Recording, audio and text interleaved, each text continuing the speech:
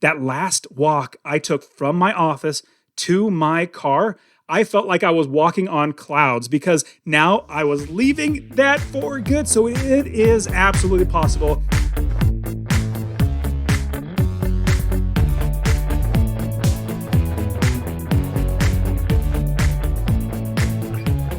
Welcome to The FI Show, where you get a behind-the-scenes look into financial independence. Here's your host, Cody and Justin. Hello, everyone, and welcome back to another episode of The FI Show. Before we get started, let's check in with Cody. How's it going, man?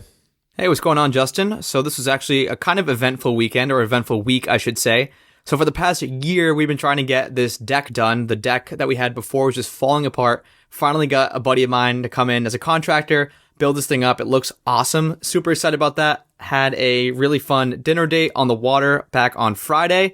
And yeah, just starting again, like I mentioned last episode, to enjoy the summer weather. How about you, man?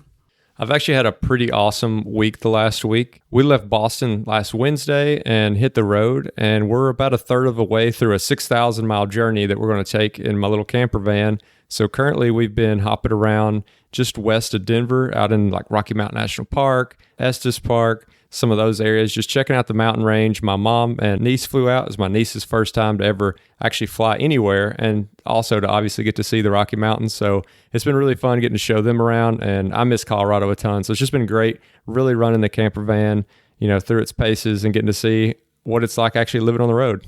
But before we keep going, let's take a quick moment for our sponsor. So what do you do if you're browsing the internet and you don't want marketing companies to see every single move that you're making? Incognito mode, right? Wrong. Even with incognito mode, your internet service provider can legally sell your information to ad companies. That's why if I want actual privacy, I'll go online using ExpressVPN. So ExpressVPN is an app that reroutes your internet connection through their secure servers so your ISP can't see the sites you visit. ExpressVPN also keeps all your information secure by encrypting 100% of your data with the most powerful encryption available. ExpressVPN is available on all your devices, so phones, computers, tablets, even on your smart TV, so it's easy to protect all your internet data. Protect your online activity today with a VPN rated #1 by CNET and Wired. Visit our exclusive link, expressvpn.com/FIShow, and you can get 3 extra months free on a 1-year package. That's expressvpn.com/FIShow. expressvpn.com/FIShow to learn more. So today we have Dustin Heiner on the show, and this guy is jazzed up about what he does. I mean, you could just tell how enthusiastic he is about real estate. And he also talks about his transition from a traditional job, or as he calls his job, just over broke, into full-time real estate investing and just the power that it has unleashed for him and his family. But I don't want to give away the whole episode. Take it away, Dustin. I would have to say for me, it really started when I was really, really young. Actually, it wasn't necessarily personal finance. It was more of just independence or freedom and not have to always work a job. So from the very, very young age, I started my own business, or actually, I wouldn't say it's my own business, but I threw papers, or I had a paper route. So I'd ride on my bike and deliver newspapers, bang in garage doors and stuff with the papers. And so I got a little bit of taste of working for myself, which was rather entertaining and fun. But at the same time, it wasn't, being completely independent, but I was able to make my own money. Then I got a job working at Walmart in like high school. That was horrible, working for somebody else. And when I got my first paycheck and saw how much money was taken out, I was like, this is nuts. I can't believe how much money gets taken out. So, but if we fast forward a little bit, I started many, many businesses because I was always wanting to be financially independent, really being independent, not have to rely on a job. So fast forward a little bit, I created a convenience store, had a pizzeria as well, and actually a skateboard manufacturing business. I did that as well. Started a graphic and website design company. I was trying every single thing possible to not have to work a job. And I use the word job as an acronym, JOB, which is just over broke. And so I was just living just over broke. But after doing all these businesses while having a job, I started investing in real estate. I just bought one property. And from that, I got $350 in 1 month from that one property. And I realized, man, at one property at $350, if I get 10, that's $3,500. If I get 20, that's $7,000 a month. And so I just saw that. And then that's what really got me down the path of investing in real estate. And so you just named off like a ton of different businesses that are like not even really that related. So as you're going through these and you're thinking about like spinning up another one, what are you using as your criteria to say this is a business worth going after?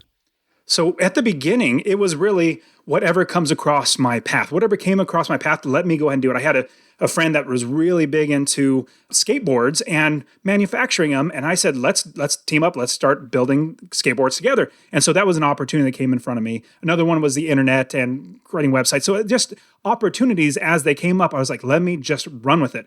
Now, because I am successful and employed, I don't have a job. I don't need a job.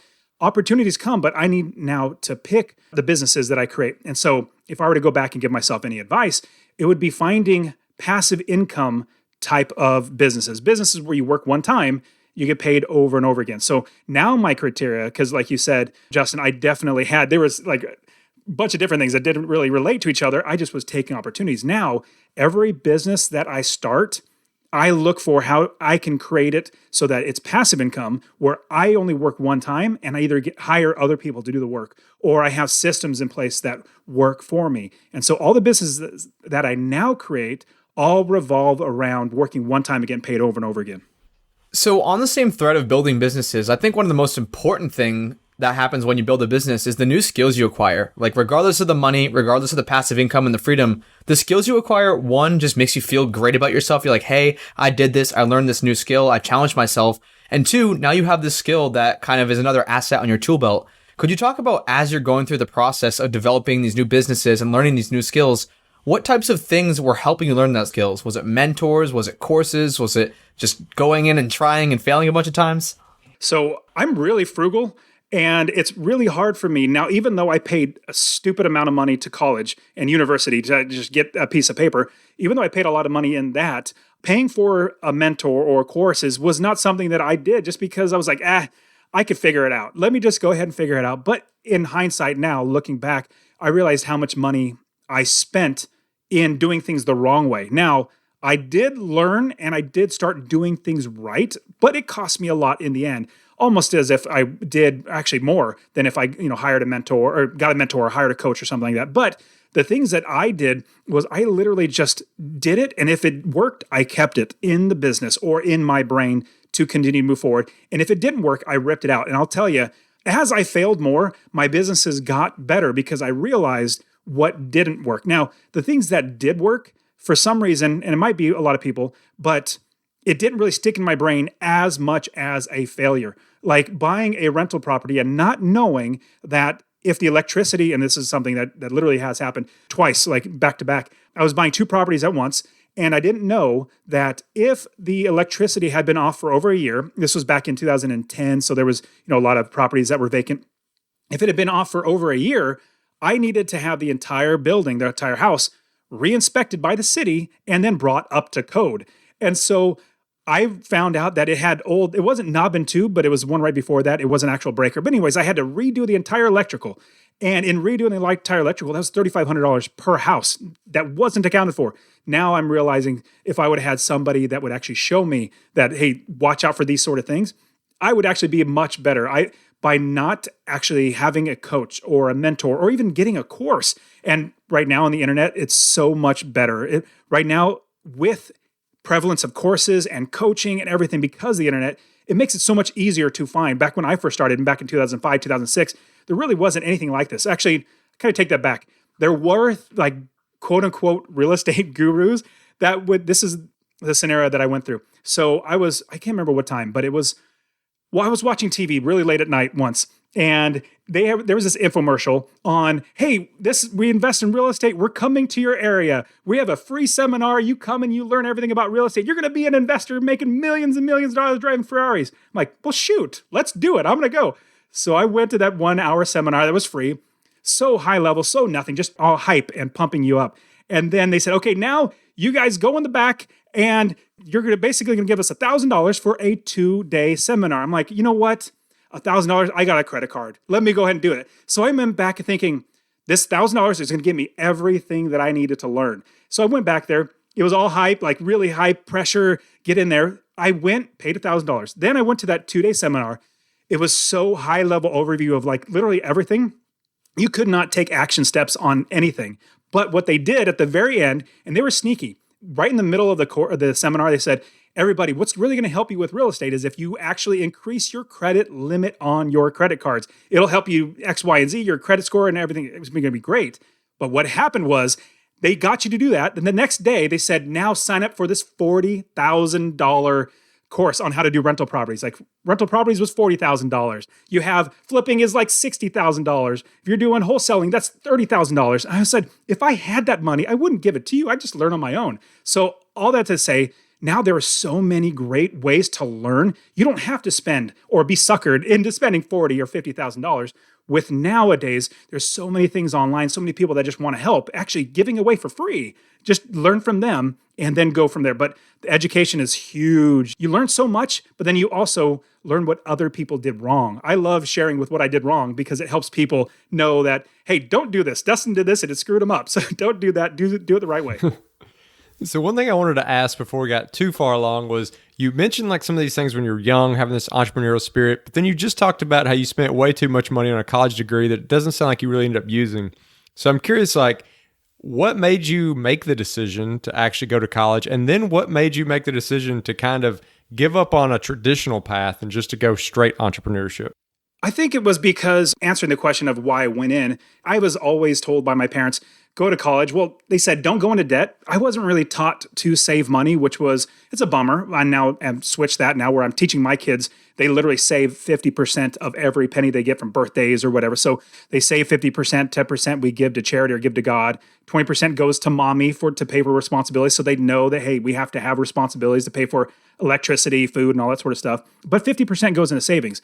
I was taught you go to school, you then go to college, you get a career, and then you get a house and, have wife and kids, and then you eventually just retire and then they take care of you from there. Well, that didn't work. And I'm glad you asked that question, Justin. So let me tell you a little story.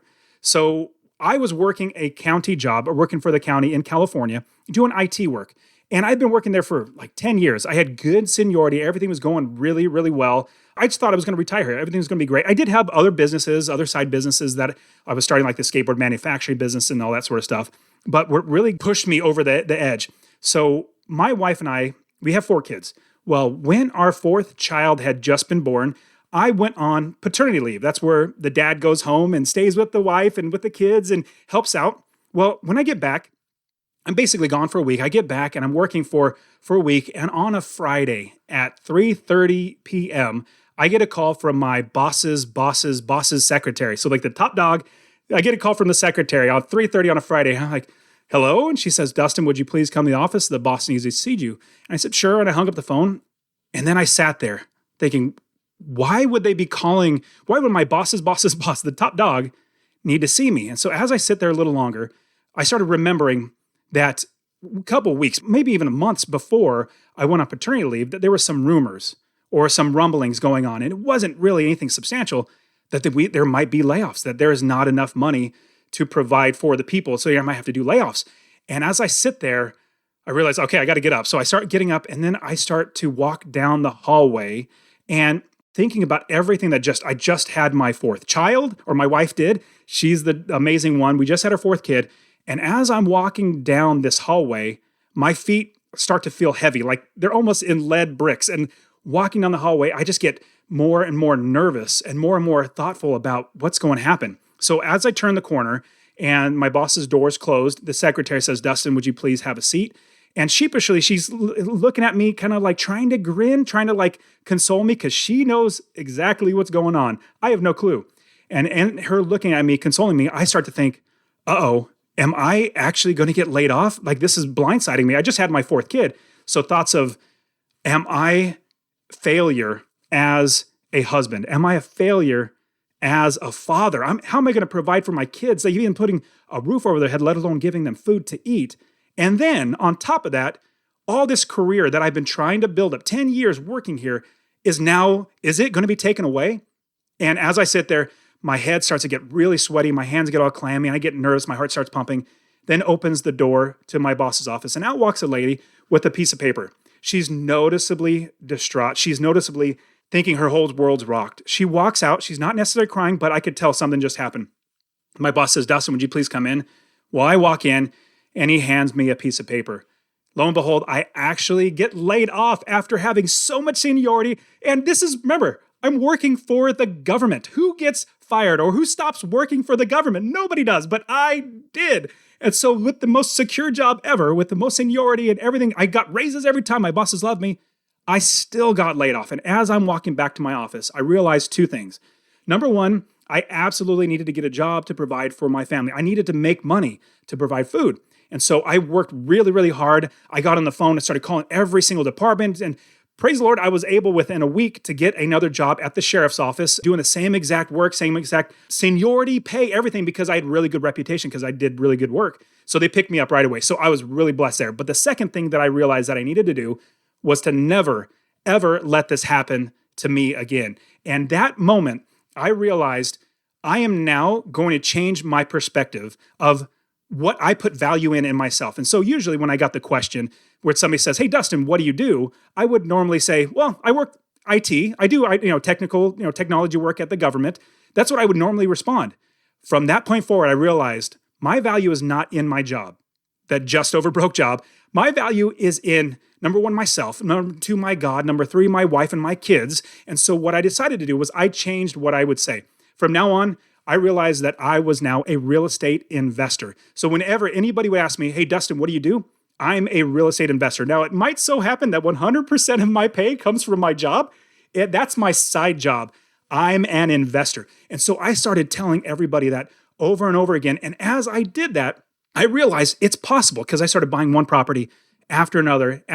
And then as I kept growing my business, people kept coming to me and say, hey, I want to invest with you. Here's money that can we invest with you? Or here's a property I need to sell. Can you buy it from me? Or I need to rent a property. So my business got bigger and bigger as I built my business and told everybody about it. So from there, getting laid off, but first starting with a college degree, getting laid off and realizing I should not be building my life on a career. I need to switch to where now I'm building my own business. And so with that, I became an investor right then and there. And then when I was 37 years old, so it was about 9 years later after I made the decision, I was actually able to quit my job because I had 30 plus properties and I didn't really need to work anymore.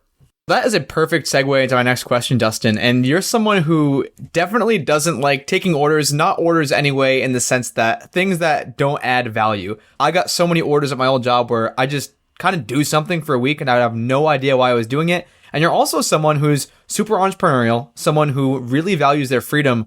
Why did it take you 9 years to quit that job, especially with 30 rental properties? Because I can imagine as someone with your skill set, someone who's not afraid to go out there, try all these businesses, was it a monetary thing and you were waiting till the income replaced the job? Were you trying to wait until your income hit a certain percentage of what you were making at that government job? I'd love to hear kind of the psychological battle that was going on there. There was a huge battle, and a big one, obviously, is I had a wife and I had 4 kids, and it would be really, my wife wouldn't let me, but it'd also be foolish to just up and, quit. But so in 6 years, I had 19 properties and I was making $6,500 a month from my passive income. And with those properties, I literally did not need to work anymore. But it was so hard giving up that W-2 job, that guaranteed paycheck. It was so hard. So at 6 years, I literally could have, but I was so nervous with my family.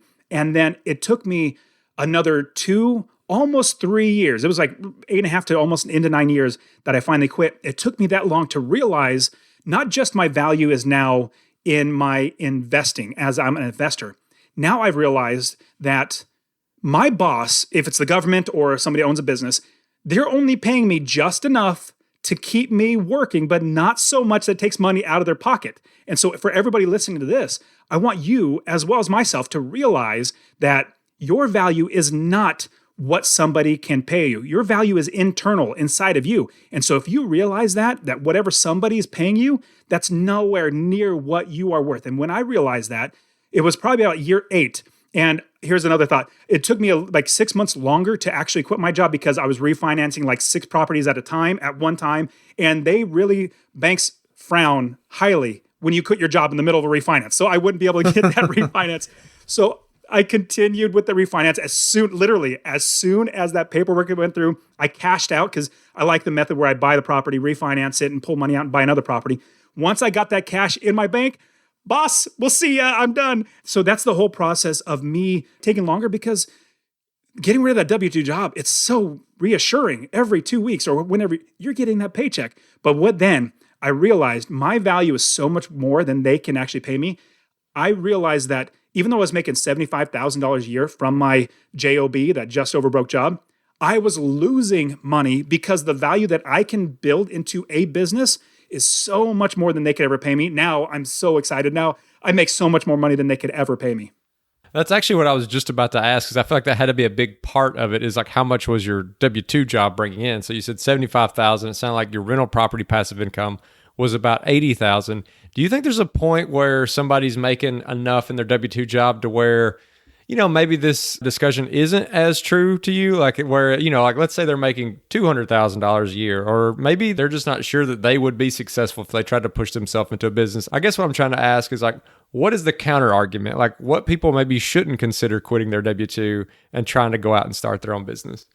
For me, it really comes down to being able to take care of my responsibilities. Now, I'm very, very frugal. I'll give you a big example of how frugal I am. So I have plenty of money. I could go buy a big house, but I was moving out of California. So when I first started investing, I lived in California. I now live in Arizona, but when I first started investing in 2005, 2006, I lived in California, but I was buying properties in Ohio and Texas and Arizona, far away from me. And so I was able to start investing because in 2005 in California, prices were crazy, but I was able to buy cheaper homes. And so that's one thought, is that I have those properties that are secure. They're secure. It's not like a business that can actually fluctuate. Like if customers don't keep coming in the door, I still make money. In fact, with the lockdown of coronavirus and everything, they said, do not leave your house.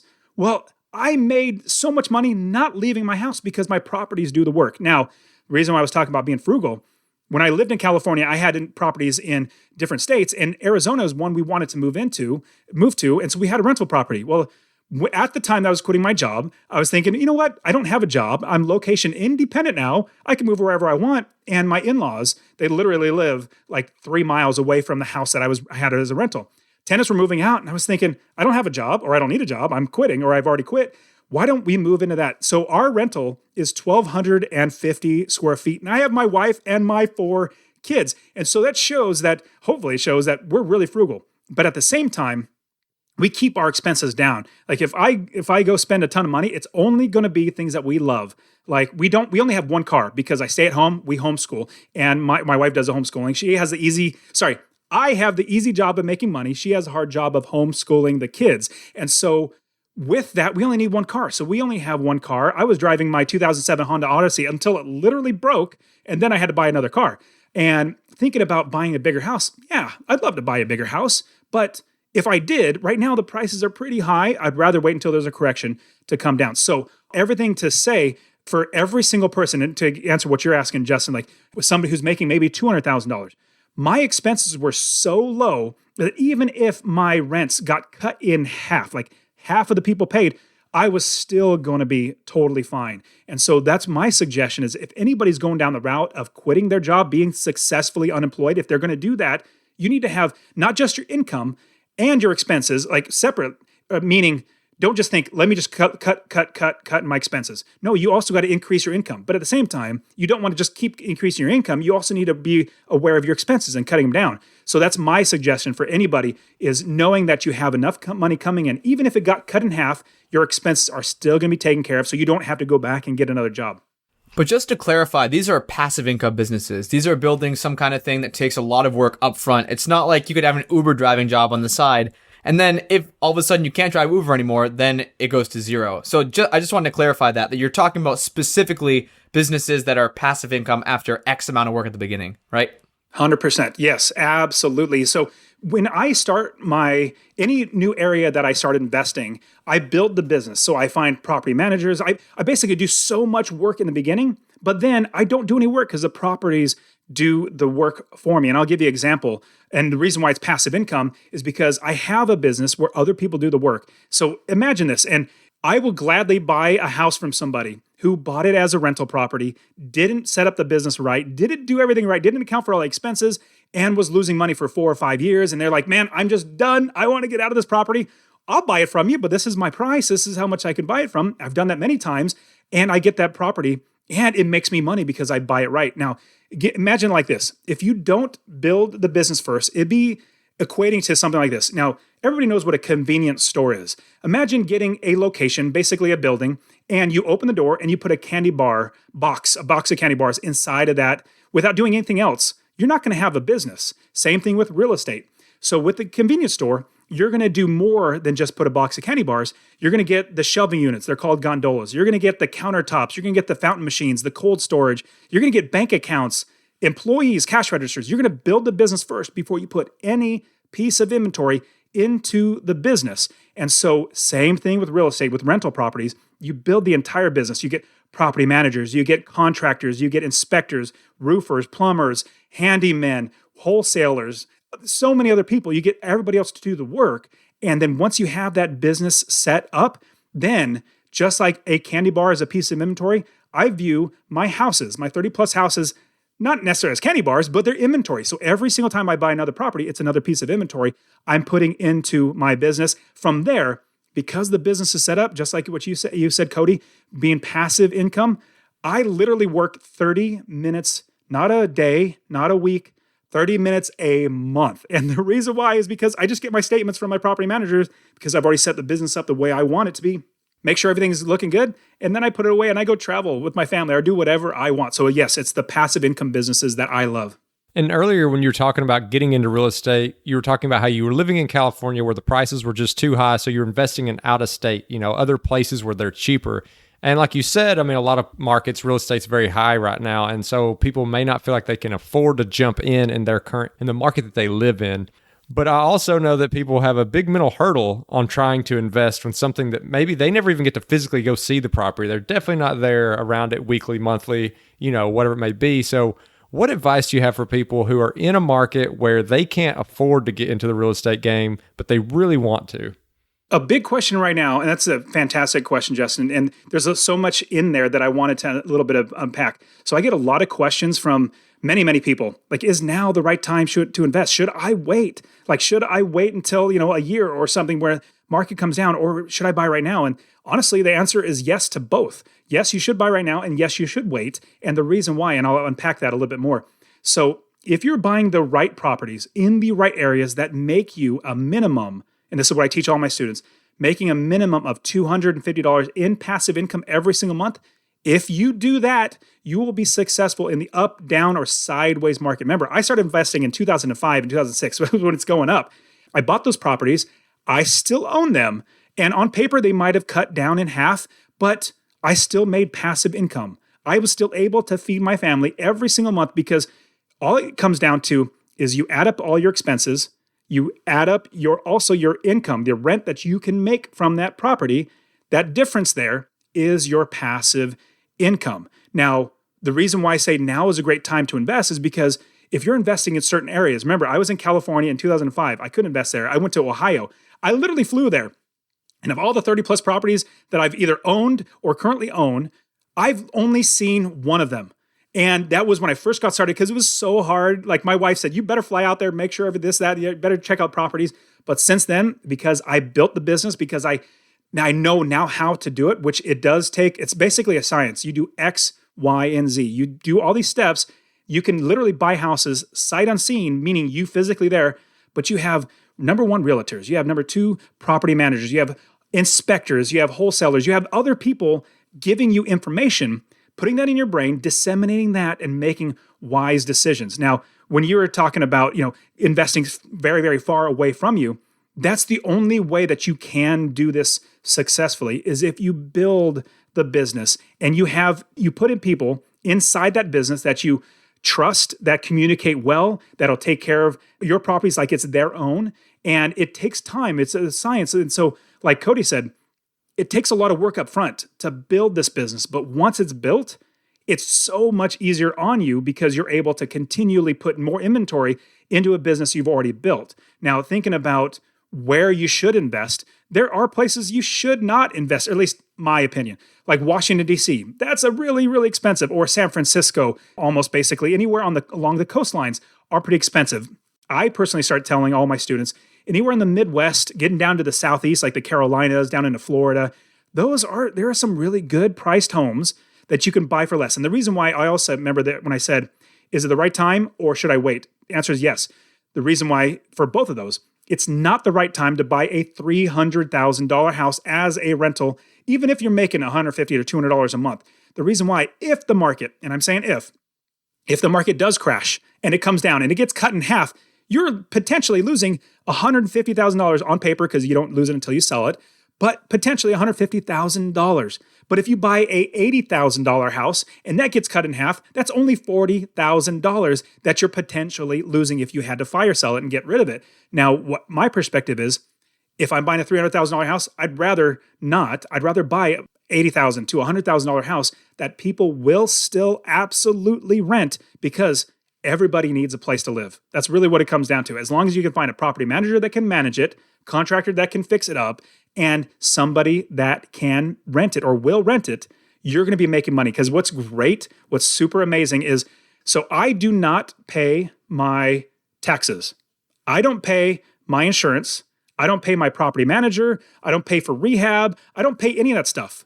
My tenants pay every bit of that, and I just made the difference. And so what it really comes down to is income minus expenses. You add up, so it's just addition and subtraction, a little bit of multiplication. So addition, you add up all your expenses, property managers, taxes, all that sort of stuff, insurance, add all of that up. Then you take your income, you subtract, and that difference is literally in your pocket as passive income with all the expenses taken care of. And when I say multiplication, one property making $250 a month, if you had 10 properties making $250 a month, that's $2,500 a month. So that's what it comes down to. If you're going to invest, you number one, need to build the business right, but number two, buy the right properties in the right areas that are going to making you passive income.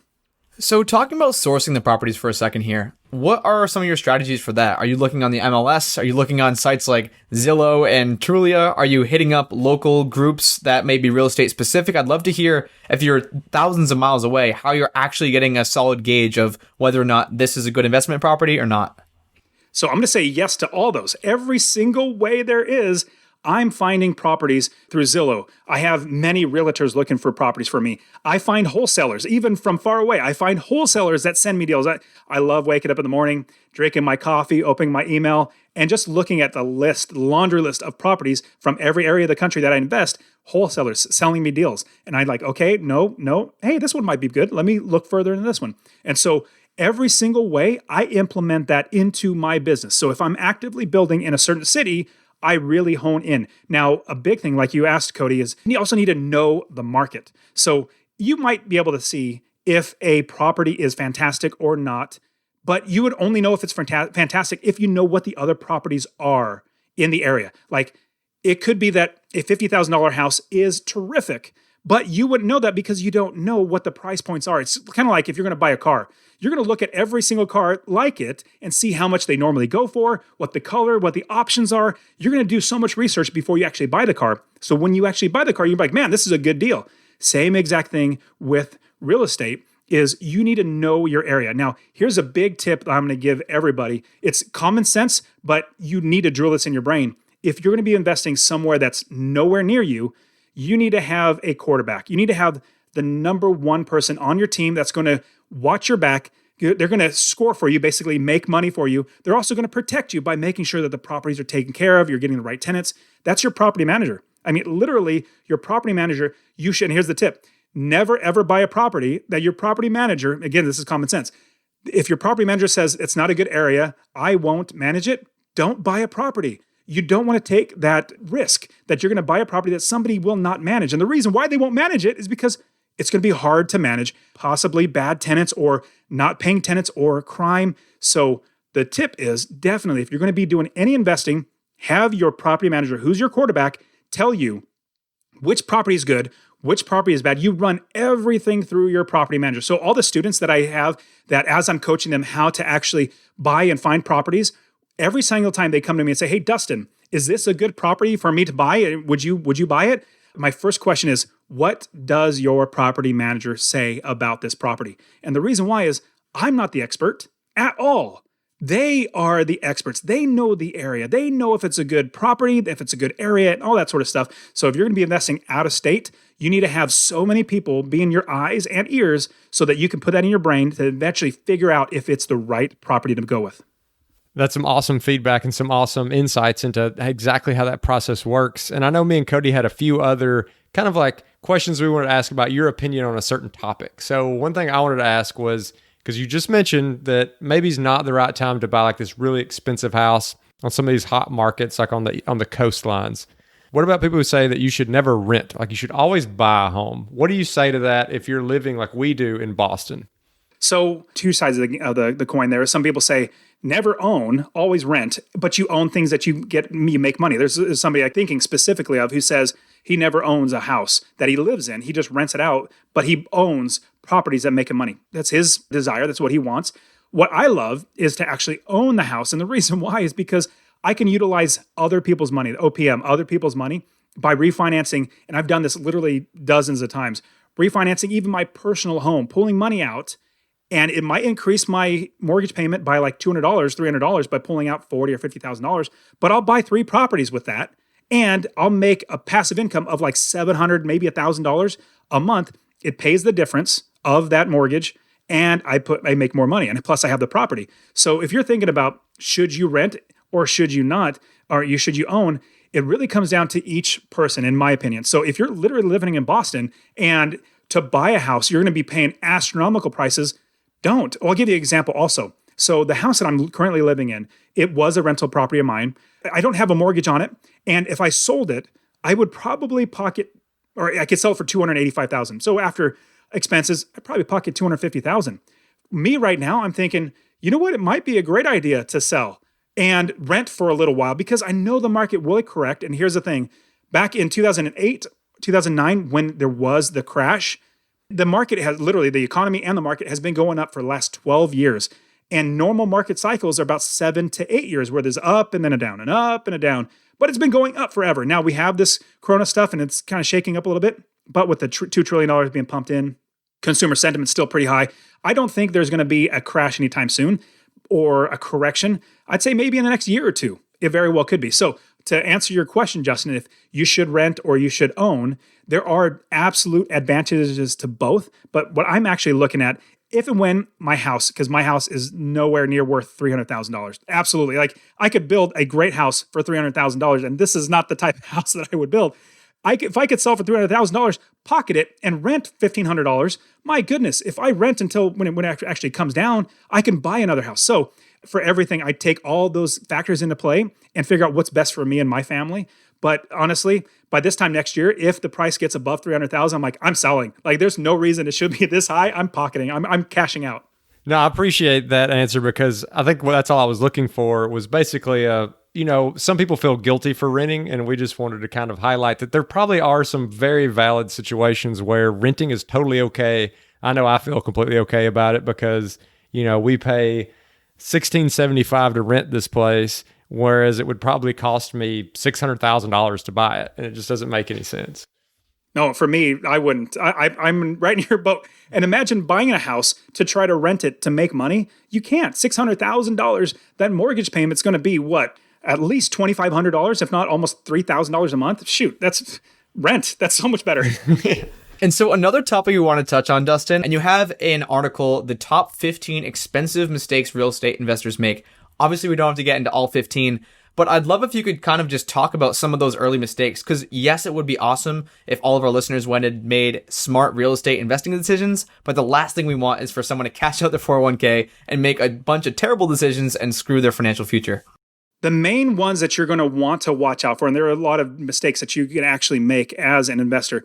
The biggest one you can ever make is buying a wrong property. Buying the wrong property that's going to lose you money. Now you might think, hey, I might make $50 a month. Well, $50 a month is not very much. Or let's just round it up to $100. Let's say you're going to make $100 in passive income from this one property. Well, in 1 year, that's only $1,200. If you have a furnace go out, if you have a roof that you had to repair or something like that, that $1,200 is gone. So you don't have any money to live off of. That's why I say the bare minimum that you should always get in passive income is $250 or more, because that is $3,000 a year. That goes a long way, much further than just $100. So on top of that, another problem is if investors do not account for all the expenses, like accounting for rehab costs, like how much it's going to cost to actually each month. Let me put aside money, save it for a future for capital expenses. Like, hey, eventually a furnace is going to go out. Let me save for that. Let me put money towards repairs. Or if there's a plumbing leak, let me put money towards that. So if you don't do that, you're going to get stuck where you're going to have to use a credit card to actually pay to fix something. So those are another ones. Another big one is don't invest where a property manager will not manage, or you can't get somebody else to manage. Now, some people might say, well, I'm going to manage it myself. My strong suggestion is do not buy a property unless you can absolutely account for all those expenses and a property manager's expense, because you never know. You may need to move and you can't manage it anymore. You have to get a property manager or sell it. Well, it'd be great if you already had that accounted for. If you already have that expense accounted for, that's extra money in your pocket because you're managing yourself. But whenever you move, like let's say you're like, you know what, shoot, I have 100 properties now. I'm going to go ahead and move. Well, you're going to take a big hit if you have to hire a property manager unless you've already accounted for that. Other ones are if you are not investing in areas that people actually want to live. That's a big thing, is if it's high crime. Now, I will pause that quick thought that a lot of other investors try to talk about, are there jobs moving in, or there's not a big, car company there, or there's not a military installation or something like that. Well, everybody needs a place to live. The only criteria that I would suggest that would be problematic is if jobs are literally leaving it. People are literally leaving that area. I'll give you an example. Obviously, Detroit, there was tons and tons of business, people living there up until the crash in 2008. Then it was literally a ghost town. And so I would not invest there until it started picking back up, because I don't want to try to catch a falling knife, and hope I'm going to buy it now and it's eventually going to go back up, or I think now is the bottom. No, I usually don't grab it at the bottom. So another big thing that I love to tell all my students is overestimate on your expenses and underestimate on your income. So your rent, let's say you think all your expenses total are going to be like, let's say $800 a month for all of your expenses. I would probably suggest tacking on an extra 10%, like throw another $80, maybe even round it up to $900. So round up your expenses, because you never know what expenses might come. Like I'll give you an example. I started investing in Texas, and I didn't know that in Texas, there is a city tax as well as a county tax. And the city tax is double the county. I only accounted for the county tax. And then, so county tax was $1,300. And then I get a $2,300 or $2,500 tax from the city. I was like, what in the, oh my goodness. So I didn't account for all my expenses. Good thing I actually did what I'm telling everybody to do, is over account for your expenses, be on the conservative side on the high end. Now your rents, another big one is if you think you're going to get $1,300, like that's a good number. I would personally run my numbers at $1,250, maybe even $1,200 if I could still make money at $1,200. If it's, the end of the world and I still need to get it rented and the lowest I could ever rent it is $1,200, I'm still going to be safe. And so over account for your expenses and your income. So there's so many more, but I could keep going. Dustin, there's been like a ton of fantastic information in here, and it sounds like you're doing a lot of work with people on helping them kind of get to their dreams and get into real estate and start up some businesses. And if people want to continue not only following along with your story, but maybe they want to reach out to you, where's the best place for them to do that? So I have a couple different sites that I just love. So masterpassiveincome.com, that's where I do all my coaching. That's basically where I started doing in real estate. So what happened was I was investing in real estate and then I was quitting my job. And as I was quitting my job, people were asking me, well, how are you quitting your job? And then the second question is always, can you show me how to do it? So from there, I started Master Passive Income. I have my podcast, Master Passive Income Podcast, where I literally talk about rental properties all the time. And then from there, I also have successfullyunemployed.co. It's another podcast. That's more of a passion project. I've even interviewed Cody on there as well. He gave us so much great things about how to work for free and make a lot of money, I loved it. It was a great, great episode. But Successfully Unemployed, that is another podcast. So I have two different podcasts, so you can find me both places. Awesome, man. And one thing we like to ask all of our guests is, what is your number one tip for those on the path to financial independence? Passive income, by far. So if I were to go back and tell myself anything, really, it is, the hard thing is when you first start hearing the terms about passive income, it starts to feel like maybe it is a get-rich-quick scheme, or it's something that's so out there that it's just crazy, or it's almost impossible. there are so many ways to make passive income, and it's super amazing to make passive income. You work one time and it comes back and over. So if I were to go back and give myself any tips, it'd be find passive income so much more quickly. And think of like my skateboard manufacturing business or my graphic website design business, my newspaper business, or even like the convenience store or pizzeria. I have a bunch of little customers. Instead of having one big boss, I now have a bunch of little bosses. So if they don't come and buy from me, I don't make money. Now with passive income businesses, even if customers don't come, I still make money. So passive income, that's the only way that I achieve financial freedom. Dustin, that's a great tip, and you've had a lot of great information throughout the whole episode, and we almost have you out of here, but that we do have one last question that I didn't prepare for, Cody didn't prepare for. That's the wild card question. So are you ready for that, Dustin? I don't think so, but let's do it. So I know that for most of your real estate, you say you've never even seen them, like you don't go out there and see them in person, and you're trying to do all this due diligence. But I have to imagine through buying 30 different rental properties, there's had to be something about one of these properties that just really surprised you. So I was wondering if you could tell us if you have an interesting story about one of these rental properties where when you bought it, good or bad, there was just something about it that you were not expecting. Actually, I did touch on both, and these are the biggest ones. So number one would be the taxes. In Texas, actually, it's in Houston, was where this one particular property is. And so I didn't account for all the taxes. I thought I did, but I should have been asking more questions of realtors, property managers, and all that. Should have been asking more questions. But the other big one that was a big lesson learned was, no, I didn't talk about this one. So another one was the electrical. Remember, I talked about the electrical. I didn't know that he needed to be replaced. That was $3,500 for two properties, so $7,000. Another big one is I had my very, very first property manager. I didn't know what I was doing. So I just picked a property manager. Oh, you say you're a property manager? Okay, you go ahead and manage the property. In 6 months, they started stealing from me. And it was so bad. I had like 6 properties. They started stealing from me. And I didn't know it until a lot of money later. And then I didn't actually sue them or anything because I didn't actually have proof. I just didn't have, like nothing was accounted for, or it wasn't adding up. And so hiring the wrong property manager lost me so much money. But as soon as I realized that, I fired them right away, found another property manager that took over. So much better. So finding the right property manager, that, like I said, from the very, very beginning, that's your quarterback. That's the number one person that runs your business, makes sure that you don't have to do any work. In fact, back in 2018, I took my family to Japan for 6 weeks. Right after I quit my job, we went all 1,200 miles around the entire island of Japan for 6 weeks and didn't even have to worry about my business. And then in 2019, I went to Europe, all over Europe, went 6 weeks, 11 different countries with my wife and my 4 kids. And then we also went through the East Coast, went through 4 weeks on a 10 different state journey. It's so great because I don't work because I have the right property managers, and getting the wrong property managers, they can start stealing from you and you lose a lot of money. Well, Dustin, I think you're being a bit humble there because you definitely work hard. You're one of the hardest working guys I know with all your different businesses, even if it's just a passion project. I know you even have another podcast. I think you said you do with your brother, talking about random stuff. And so you're a busy guy, even though you do have this passive income set up. And I can tell when you talk about real estate, you just get lit up, man. You can tell this is your passion. You love teaching people how to do it. And so thank you so much for a guy who has a ton of time for spending some of that time with us today. Thanks. And I really appreciate you having me on this show. And if anybody gets anything out of this, I definitely love this show. I've listened to it, and everybody, it's so possible to become financially free and have financial independence. And if you remember that long walk that I took down the hallway to see my boss, where I got laid off, where I felt my feet were lead bricks. Well, I parked because I was working downtown. I literally parked. It was probably about 3 blocks away because I had to walk. I didn't want to pay. I'm really frugal. And so I walked that walk back and forth to my job for 10, 15, or however many years. That last walk I took from my office to my car, I felt like I was walking on clouds because now I was leaving that for good. So it is absolutely possible. You guys stick with Cody and Justin. You guys are absolutely going to in great hands, and you're going to learn so much.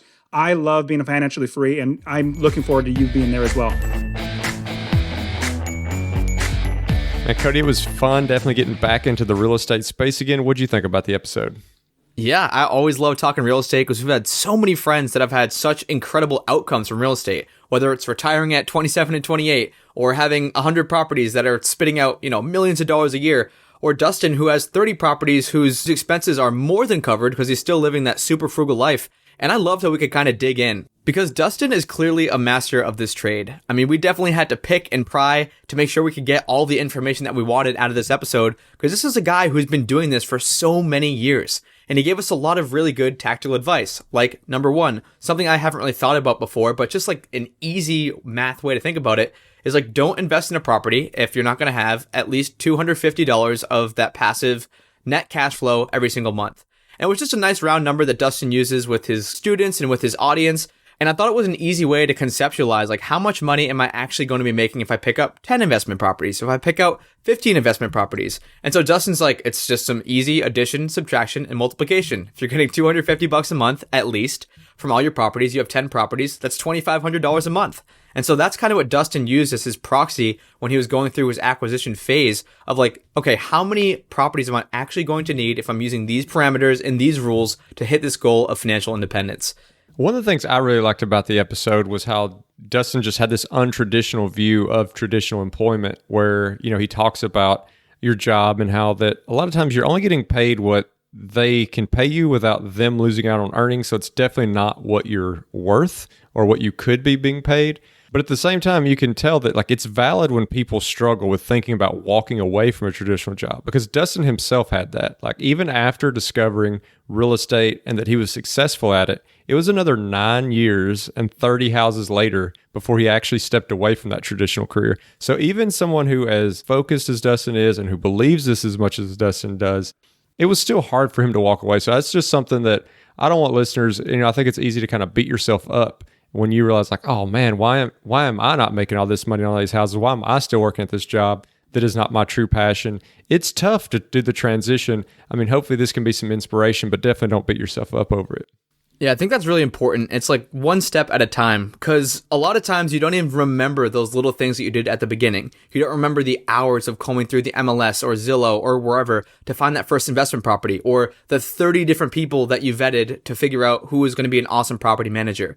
Once you've already kind of had that 10 years in the past, you almost forget that stuff happens. And then it's just like this golden pot at the end of the rainbow. So don't think that just because you don't have 30 houses and just because you aren't making hundreds of thousands of dollars a year in passive income from your real estate investments, that's not something you should be beating yourself up about. It's never too late to start. If you're 65 listening to this podcast, you can still go and get yourself an investment property as long as you're doing the due diligence, making sure that it cash flows correctly. And real estate is an awesome vehicle for wealth creation.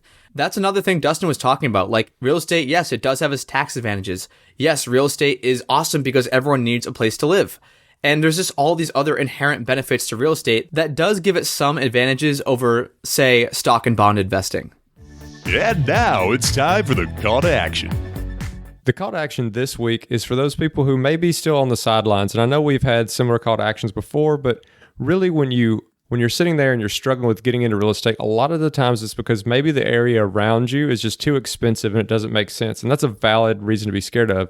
But if you can do like Dustin did and find property managers you can really trust and lean on and be that quarterback that he mentioned, then those people can help you navigate those different neighborhoods and make sure that the math works before you make that purchase. And then you don't have to worry about the area that you are familiar with. You can utilize their knowledge and perspective. Love that call to action, Justin. Just like Dustin, your location does not have to be the thing holding you back from investing in real estate. And if you want to see any of the things we mentioned, any of the things we talked about with Dustin in this episode today, you can go and visit the show notes at thefishow.com/MPI. That's Master Passive Income, or MPI. And as always, if you want to check out our Facebook group page, you can do so at thefishow.com/community. And we always appreciate those 5-star reviews. They help us get great guests like we had today. And if you're interested in supporting The Fi Show, you can do so by checking out some of our partners over at the resources page, which can be found at thefishow.com/resources. And thanks for listening.